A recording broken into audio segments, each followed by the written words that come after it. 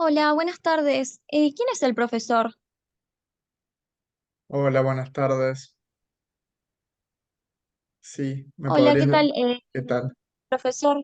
Le quería Sí, hacer una consulta. Yo tengo sí, ahora un parcial al que me tengo que presentar en mi CAU, es ahora a las 19. Le quería sí. consultar si podríamos empezar por la última bolilla.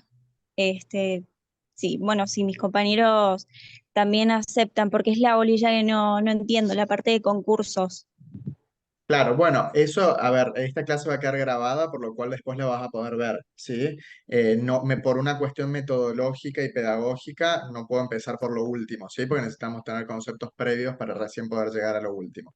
De todos modos, esto va a quedar grabado, por lo cual después puedes verlo y obviamente escribir a tu profesor experto para que pueda darte respuestas a tus dudas, ¿sí? Bueno, gracias. De nada.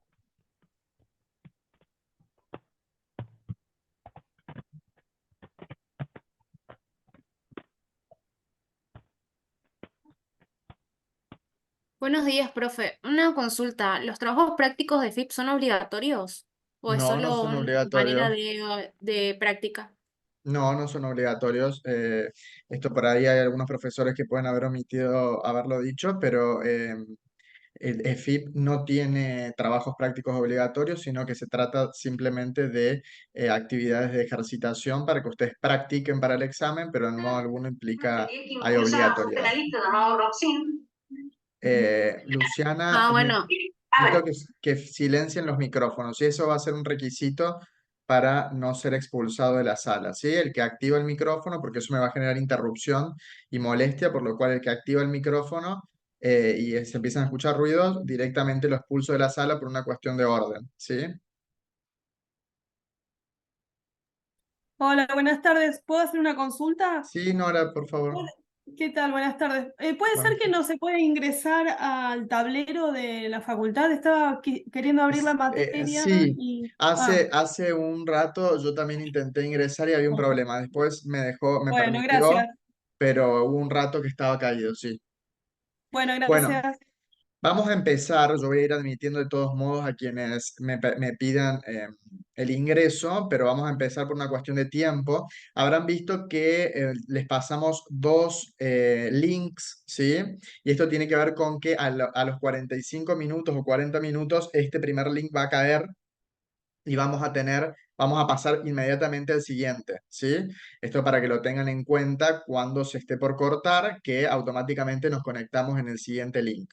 Para quienes no puedan asistir a la clase, de todos modos, esto queda grabado y lo vamos a compartir con todos los docentes de la cátedra para que ustedes puedan ver esta conferencia y luego, ante cualquier duda, por supuesto, siempre consultar a los docentes, a sus profesores expertos que tienen la posibilidad de contactar vía Canvas, ¿sí? Bueno, en primer lugar me voy a presentar. Mi nombre es Nicolás Lamberghini, yo soy profesor de la universidad hace varios años, ¿sí? También docente de FIP, evaluador de FIP. Eh, Mi expertise fundamental es el derecho penal, y procesal penal. Probablemente algunos de ustedes me haya tenido como docente en penal uno, en procesal penal, en penal económico, en cualquiera de esas materias. Eh, Ahora bien,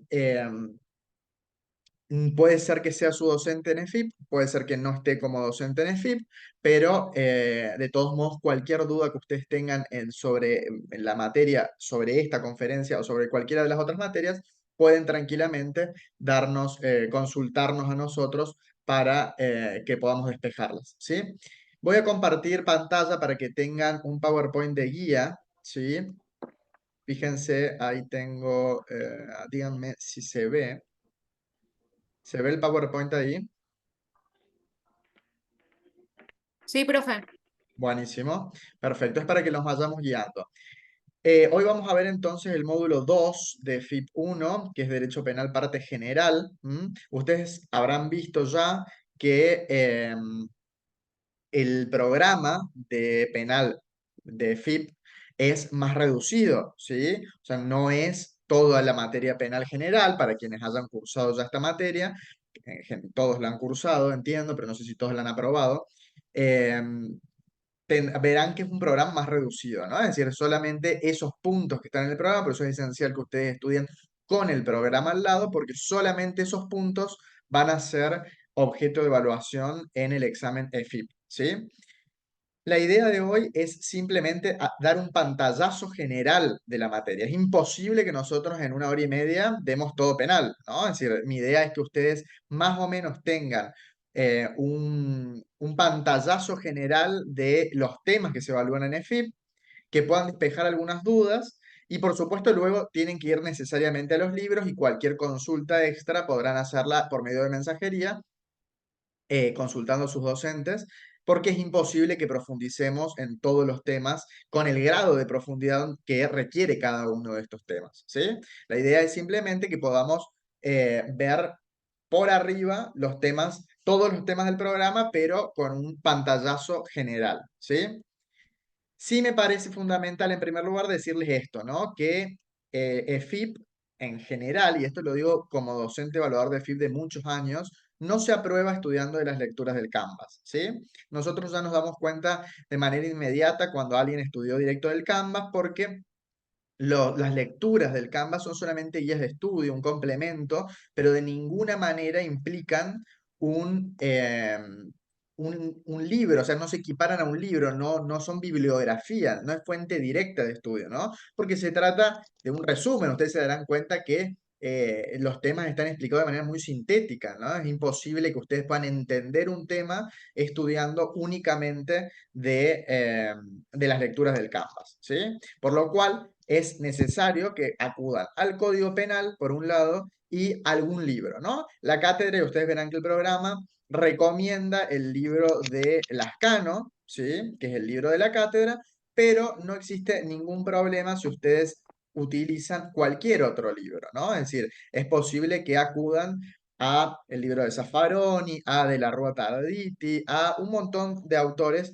que tratan el derecho penal parte general, que a grandes rasgos y en términos generales coinciden en los aspectos centrales, por lo cual de cualquiera de estos libros que ustedes estudian estará bien para que puedan aprobar el examen, ¿sí? Esto sí me parece fundamental. Acudan a libros, porque se van a dar cuenta, primero, que van a entender mucho más, y segundo, que les va a dar las herramientas para que puedan eh, resolver el caso con la teoría suficiente, necesaria y suficiente para entender la situación, ¿no? Es decir, con la lectura del Canvas van a ver que no les va a ser suficiente. Cuando ustedes vean esa información contextualizada en un libro, van a ver que las herramientas que les dan son mucho mayores y mucho mejores para entender los temas y abordar una situación práctica, que es lo que en definitiva van a tener que hacer en el examen FIP1. Bien, vamos al primer tema, ¿sí? Primer tema, eje 1 del penal parte general, garantías constitucionales, ¿sí? Saben que las garantías constitucionales son aquellos principios generales que tienden a la protección de la persona frente al poder punitivo del Estado, ¿sí? Son límites al poder punitivo del Estado. El Estado puede aplicar su poder punitivo, pero respetando ciertos límites que la propia Constitución, que las propias convenciones internacionales establecen para frenar el avance del Estado sobre los derechos de las personas. Y entre esos principios tenemos el principio de legalidad, ¿sí? Principio de legalidad que surge del artículo 18, ¿sí?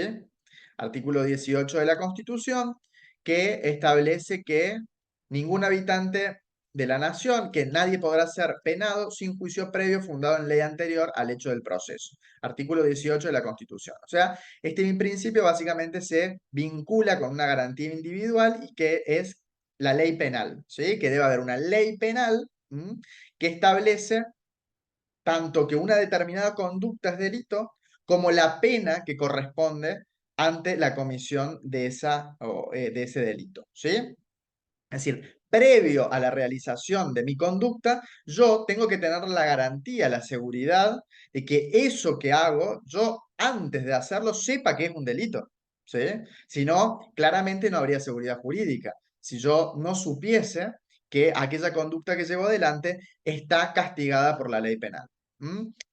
Entonces, este límite al jus puniendi, al poder punitivo del Estado, por ahí, perdonen, me voy trabando porque voy admitiendo gente, este límite está conformado, y esto lo podrán ver en el libro de Lascano, por 4 garantías, ¿sí? La garantía criminal, que implica que el delito, la conducta tiene que estar determinada previamente por la ley.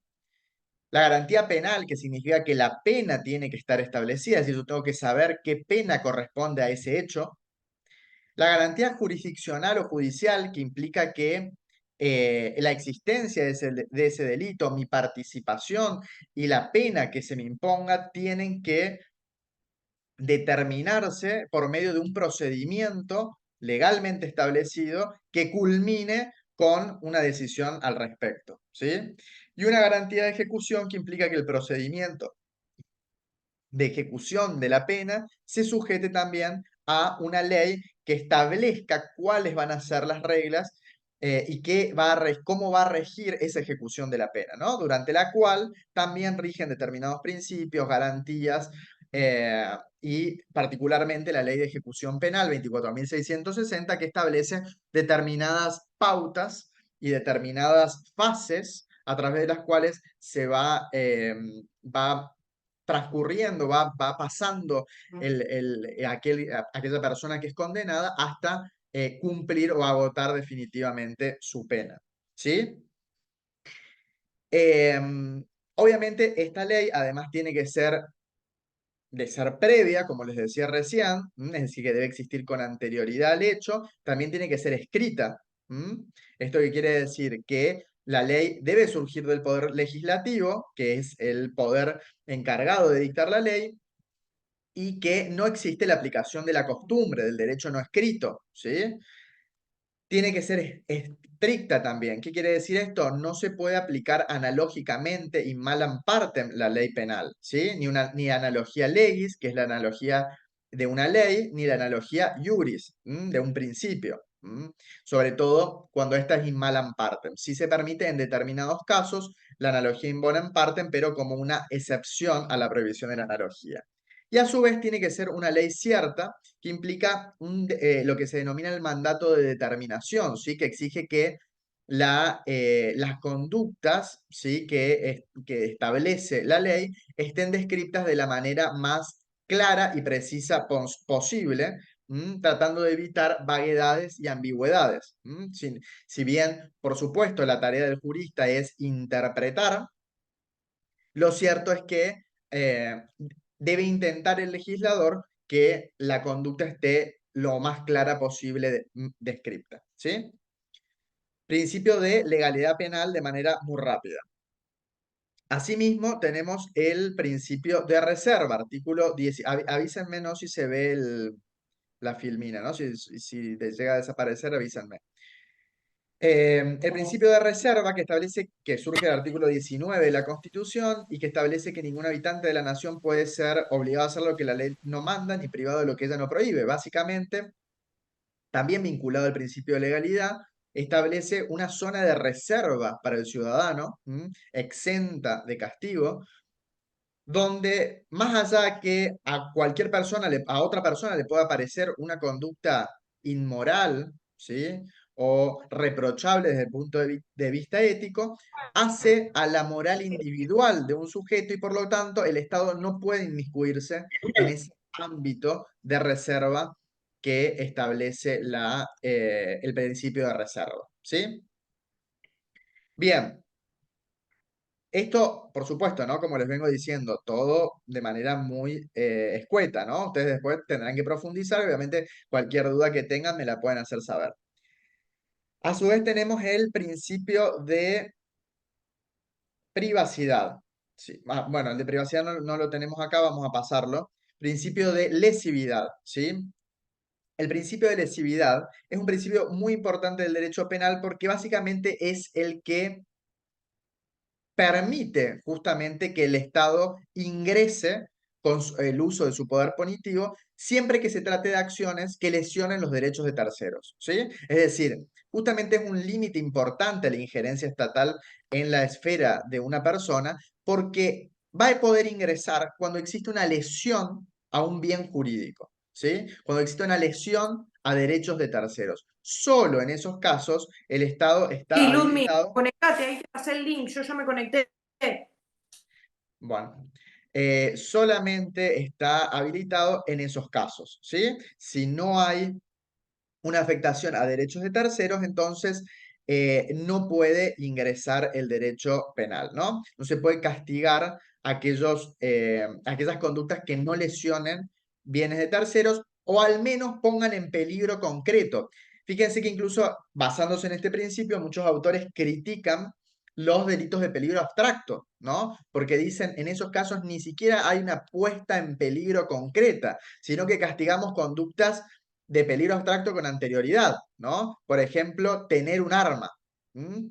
O tener estupefacientes, son conductas de peligro abstracto, ¿m? Por lo cual hay muchos autores que critican los delitos de peligro abstracto por considerar que violan el principio de lesividad. Bien, y la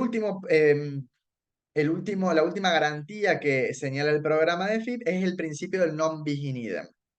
Esta garantía que establece que ninguna persona podrá ser perseguida penalmente, ni simultánea ni sucesivamente, más de una vez por el mismo hecho delictivo. ¿Sí? ¿Qué quiere decir esto? Quiere decir que a mí, si ya me juzgaron, si ya me procesaron y me condenaron o absolvieron, el Estado tuvo una oportunidad para hacerlo y ya no puede volver a hacerlo. ¿Sí?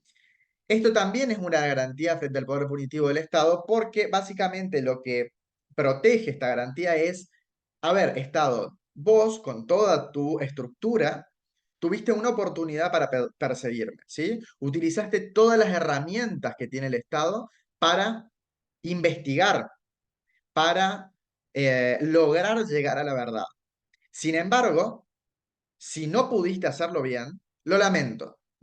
Y esto implica hacia la seguridad jurídica, ¿sí? Porque imagínense si yo como ciudadano voy a ser juzgado, pero voy a tener siempre el miedo de que esa absolución o esa condena pueda ser modificada en mi contra en cualquier momento, imagínense la inseguridad que generaría, ¿no? Por eso es que este principio lo que busca es generar esa seguridad. Solamente una vez puedo ser perseguido penalmente y una vez que lo hacen, no puedo volver a ser juzgado por ese mismo hecho. Pero para que yo considere que estamos ante un mismo hecho, tiene que darse una triple identidad. Identidad de objeto, identidad de sujeto e identidad de causa. ¿Sí? ¿Qué quiere decir esto? Identidad de sujeto, la misma persona física. ¿Sí? No importa que tenga distintos nombres, lo que importa es que sea la misma persona física la que fue investigada en la oportunidad anterior. El mismo objeto, ¿qué quiere decir? El mismo hecho, la misma plataforma fáctica, las mismas circunstancias históricas.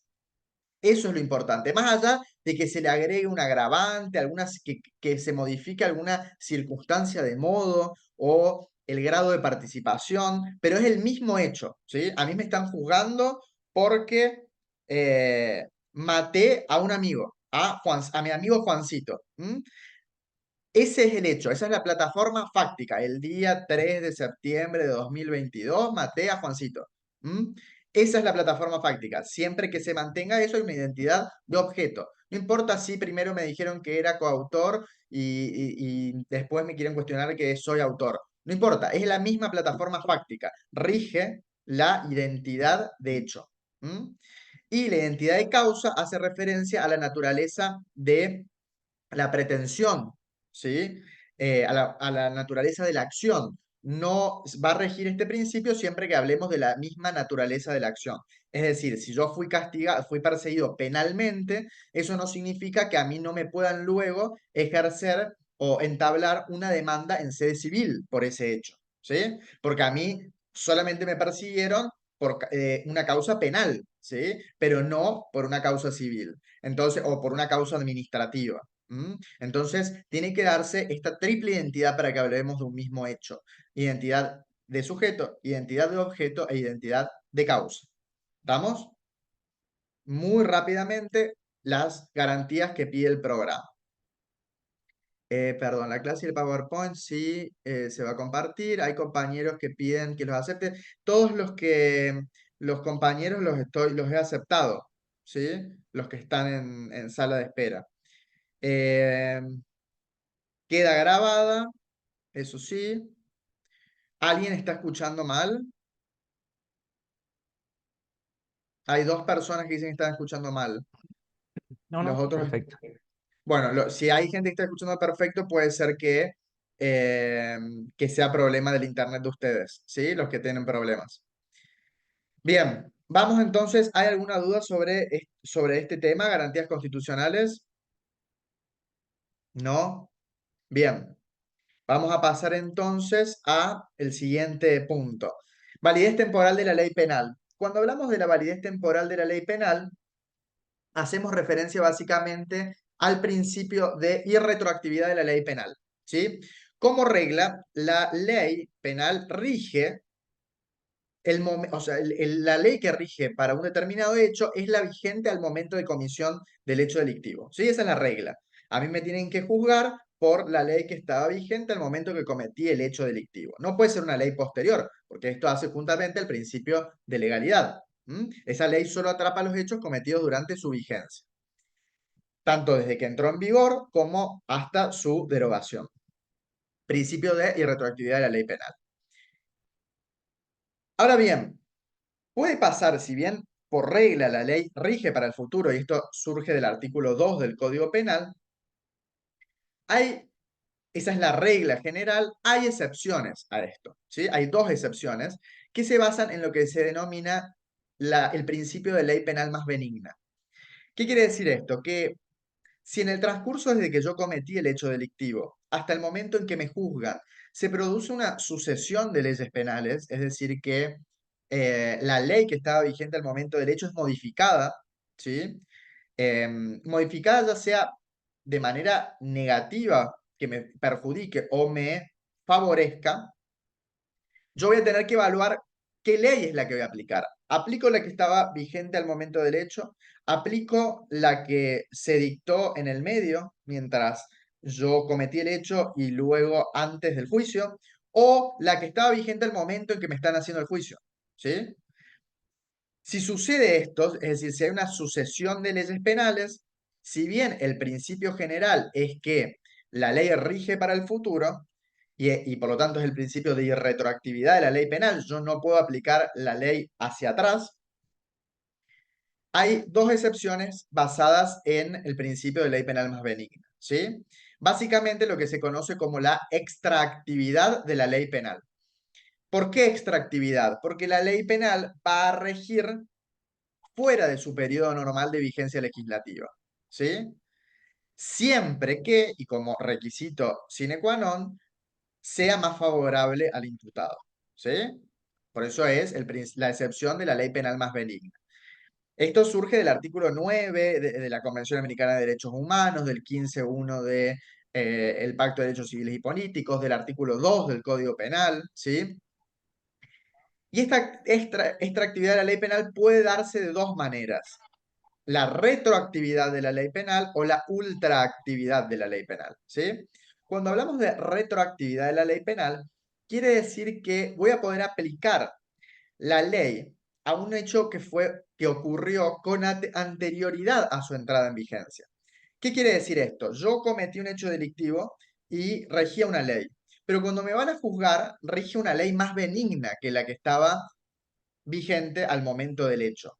Por lo cual, si bien la ley rige para el futuro y yo por el principio de retroactividad no podría aplicarla hacia atrás, como es más benigna, voy a aplicarla retroactivamente, ¿sí? Ahí sería la excepción de retroactividad, porque beneficia al imputado. En cambio, la ultraactividad se va a dar cuando al momento en que voy a juzgar a la persona, la ley que rige es más gravosa, ¿sí? Es más gravosa que la que regía al momento del hecho. El problema es que la ley que regía al momento del hecho ya está derogada. Entonces, yo la voy a hacer recobrar vigencia y la voy a aplicar ultraactivamente, ¿sí? ¿Por qué? Porque es más benigna para el imputado. Entonces, retroactividad, aplico la ley que estaba al momento del juicio para atrás a un hecho que ocurrió antes. Ultraactividad, aplico hacia adelante, es decir, aplico al momento del juicio una ley que ya está derogada, que era la que regía el momento del hecho, porque es más benigna. ¿Se entendió este punto? ¿Alguien tiene alguna duda sobre esto? Bien, perfecto. Hasta acá todo, como les dije, y no me voy a cansar de decirles, todo muy rápido, ¿no? Por el tiempo que tenemos. Después, obviamente, ustedes tienen que profundizar esto. Bien, vamos a la siguiente. Teoría del delito, ¿sí? Imagínense que darles teoría del delito, sí, voy a enviar el PDF, va a estar lo vamos a subir a anuncios del Canvas.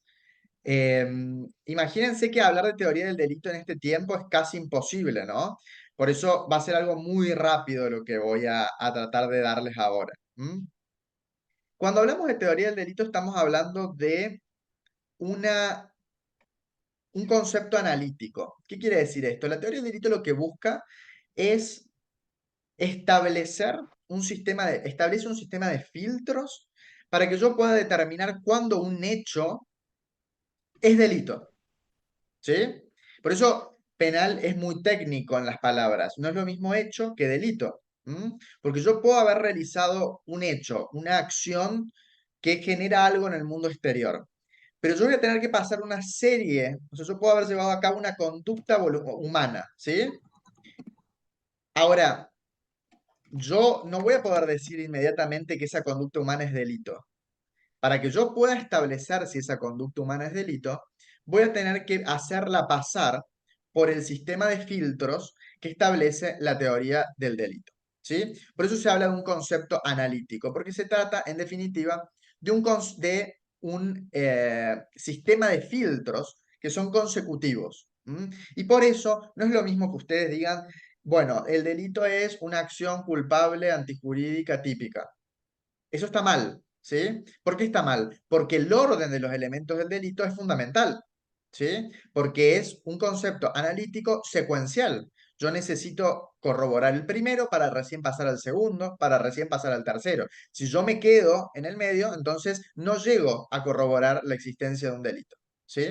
Por eso, cuando hablamos de delito, hablamos de una acción típica, antijurídica y culpable, ¿sí? Es decir, tengo que pasar esos 4 filtros para poder considerar que estoy ante un delito. ¿Sí? Bien, cuando hablamos de acción, ¿a qué hacemos referencia? Bueno, acá ustedes van a poder ver que hay distintas teorías, ¿no? Las escuelas, lo que se conocen como las escuelas dogmáticas. De todos modos, hoy ya no se enseñan mucho las escuelas dogmáticas porque la idea es que podamos hablar un poco de lo que hoy se consideran estos elementos. Y por eso no hace falta que ustedes se estudien qué decía el positivismo jurídico, qué dice el normativismo jurídico, qué dice el finalismo, ¿sí? Sino que la idea es que ustedes simplemente puedan tener un conocimiento general de qué significan estos conceptos más allá de la teoría, ¿sí? De la teoría que señala. De todos modos, fíjense que si ustedes, por ejemplo, dan un concepto del positivismo jurídico, muy probablemente tengan que decir, estoy hablando del positivismo, porque el positivismo es la primera corriente. Entonces, si ustedes dan un concepto y dicen, por ejemplo, que el dolo y la culpa o la imprudencia están en la culpabilidad, eso es algo que lo dice el positivismo, es algo que hoy está superado. Por lo cual, si ustedes llegasen a querer explicar un concepto usando un concepto del positivismo, voy a tener que decir que es del positivismo porque son hay varias cuestiones que ya están superadas del positivismo, ¿sí? Por lo cual es como que estarían dando un concepto que ya ha quedado sin efecto o que ya ha sido superado por nuevas corrientes, ¿sí?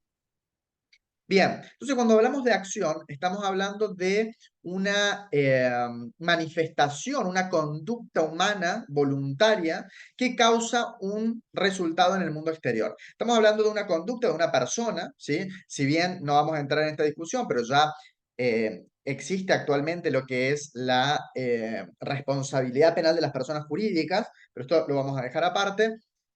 Es una conducta humana, ¿sí? De una persona que tiene un mínimo de voluntariedad, fíjense, ¿sí? Es decir, y acá no estamos hablando de voluntad como dolo, no estamos hablando de una intención, sino un mínimo de voluntariedad. ¿Qué quiere decir esto? Que la persona no esté siendo utilizada como un objeto, ¿sí? ¿Por qué? Porque si yo, por ejemplo, estornudo y con ese estornudo le pego una trompada a un vidrio y lo rompo, entonces yo no voy a poder decir que hay una conducta humana voluntaria, porque eso es un acto reflejo, ¿sí? O si a mí alguien me empuja y yo caigo sobre un vidrio y lo rompo, tampoco voy a poder decir que mi conducta, que ahí hay acción en el sentido penal, ¿sí? Porque en definitiva yo estoy siendo utilizado como un objeto, ¿m? Como un objeto porque me tiraron y yo no pude hacer nada. Por lo cual se requiere ese mínimo de voluntariedad. ¿M?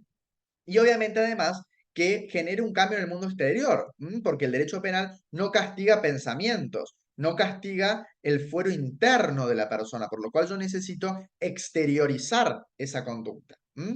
Este es un concepto más bien positivista, pues el finalismo le agrega la cuestión de acción final, ¿sí? Es decir, que la persona elige del mundo los medios que tiene disponibles para alcanzar un determinado fin y realizar esa acción que es una acción final, ¿sí? Una acción con un determinado objetivo. Bien, eso sería la acción. A su vez, la acción tiene una faz negativa. ¿Qué quiere decir esto? Hay determinadas cuestiones que excluyen la acción. Como les decía recién, las acciones privadas, todo lo que hagan al fuero interno de la persona, yo no voy a poder castigarlo, ¿sí? Todo lo que haga a mi moral privada y que no genere afectación de derechos de terceros, todo eso queda fuera, no tenemos acción. También todo aquello que implique acciones sin una subjetividad mínima, ¿no? Como les decía recién, cuando hay lo que se conoce como vis absoluta, ¿sí? O sea, cuando hay una conducta totalmente involuntaria, que no es manejable, en esos casos yo directamente voy a excluir la acción cuando no hay ese mínimo de voluntariedad. Excluyo absolutamente la acción.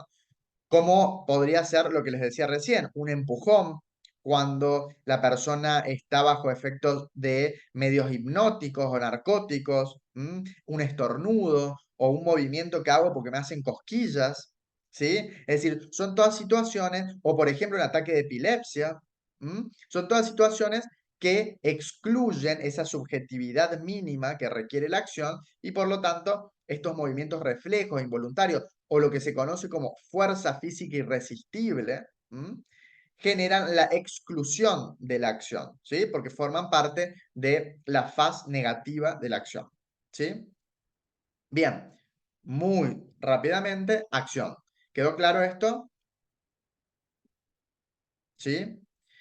Bien, cuando pasamos, si corroboramos que hay una acción en sentido penal, como les acabo de decir, vamos a pasar al tipo penal, ¿sí?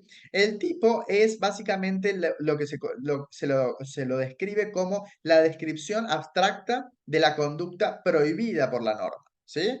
Y esa descripción abstracta de la conducta prohibida por la norma la hizo el legislador, ¿sí? ¿Dónde? En el Código Penal y en sus leyes complementarias. O sea, yo voy a tener que ver si esa conducta humana, esa acción, encaja dentro de alguna de las normas del Código Penal, que son los tipos penales.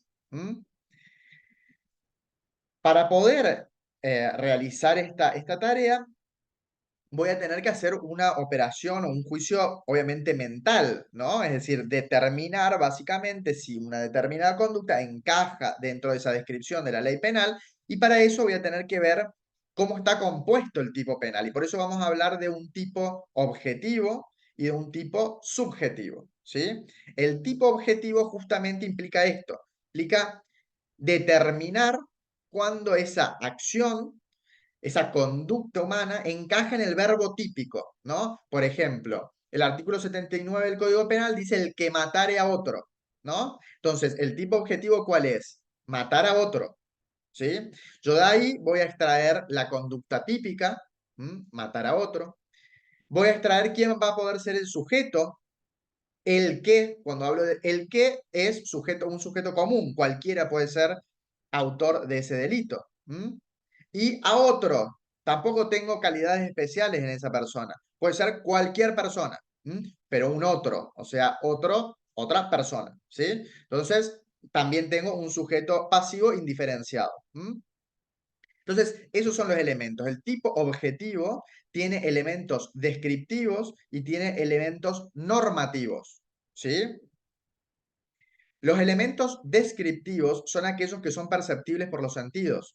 Como les decía recién, la acción descrita por el verbo típico, el objeto, ¿sí? Sobre el que tiene que recaer la acción. Por ejemplo, si tengo el que realizar una acción en un vehículo automotor. Bueno, listo, tengo que corroborar que el objeto recaiga sobre un vehículo automotor, por ejemplo. Los sujetos, como les decía recién, el sujeto activo, el sujeto pasivo, si es un sujeto genérico o requiere una calidad especial. Por ejemplo, para que haya un delito funcional, ¿sí? Por ejemplo, apremios ilegales, necesito que se trate de una persona que tenga una determinada función pública, ¿sí? Para que se dé, por ejemplo, el homicidio agravado uno de los homicidios agravados del artículo 80, requiero que se trate de un funcionario del servicio penitenciario de las fuerzas policiales que cometa ese delito. Entonces ahí tengo un delito especial, ¿sí? Porque requiere una calidad especial en el autor. O a veces se trata de una persona determinada, por ejemplo, la víctima, digo, ¿no? El delito de femicidio. Tiene que ser una mujer. O sea, el sujeto pasivo es una mujer. Ahí entraré a analizar qué ingresa dentro del concepto mujer. Si mujer biológicamente hablando, si mujer autopercibida. Esto es toda una discusión doctrinaria también actual, pero que en general, obviamente, que se inclina por considerar a toda aquella persona que sea mujer, ¿sí? Es decir, mujer no solo biológica, sino en cuanto a género. Bien, en cambio, los elementos normativos del tipo hacen referencia a aquellos que requieren de una determinada valoración. Y esa valoración puede ser valoración jurídica, cultural o científica. En estos casos, en general, tengo que acudir a otra ciencia que me complemente esto. Si es una valoración jurídica, voy a poder ir, bueno, les aviso que está a punto de cortarse, ¿no? Y vamos a tener que ir al siguiente link. Cuando se corte, vamos al link, al segundo link que les pasé que tienen en el mail, ¿sí? Estos elementos valorativos implican básicamente que voy a tener que acudir, si es un elemento de valoración jurídica, a la ley misma, ¿sí? Por ejemplo, cuando se habla de cosa mueble. Entonces hay que ver cómo define la ley lo que es una cosa mueble, el que se apoderare legítimamente de una cosa mueble, ¿sí? En esos casos voy a tener que determinar qué es cosa mueble. O un elemento de valoración cultural, por ejemplo, exhibiciones obscenas. Probablemente no implique lo mismo una exhibición obscena acá, en Argentina, que lo que puede llegar a ser en un país árabe, ¿no? Donde a lo mejor una acción mucho menor puede implicar ya una exhibición obscena. Entonces,